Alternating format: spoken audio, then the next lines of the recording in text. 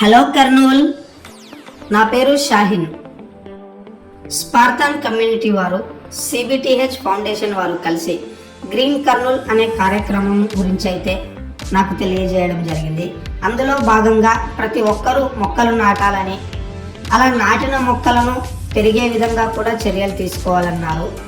సిబిటిహెచ్ foundation Vaishnavi మొక్కల గురించి, పర్యావరణం గురించి, దాని మొక్కల ఆవశ్యకత గురించి చెప్పిన మాటలు నాకు చాలా బాగా నచ్చాయి.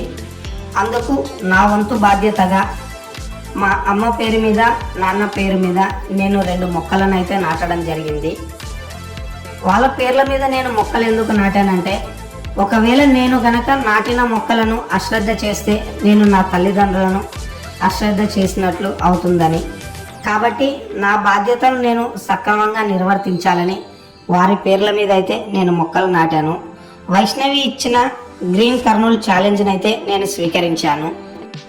సొసైటీలో కలుషితమవుతున్నటువంటి పర్యావరణాన్ని అయితే మనం ఆపలేం, కాబట్టి కనీసం మన వంతు బాధ్యతగా పర్యావరణానికి ఏదో ఒకటి చేయాలనే ఉద్దేశంతో ప్రతి ఒక్కరూ కూడా మీకు అందుబాటులో మొక్కలు నాటడం, అదేవిధంగా మన ఇంట్లోని చిన్నపిల్లలకు మొక్కల ఆవశ్యకత గురించి తెలియజేస్తూ వారికి కొన్ని రకాల పూలు, పండ్లు, కాయగూరల యొక్క విత్తనాలను ఇచ్చి ఆ విత్తనాల ద్వారా ఏ విధంగా మనం ఫార్మింగ్ చేయొచ్చు ఇంటి దగ్గర అనే విషయాలను కూడా పిల్లలకు తెలియజేస్తే చాలా బాగుంటుందనేది నా ఉద్దేశం.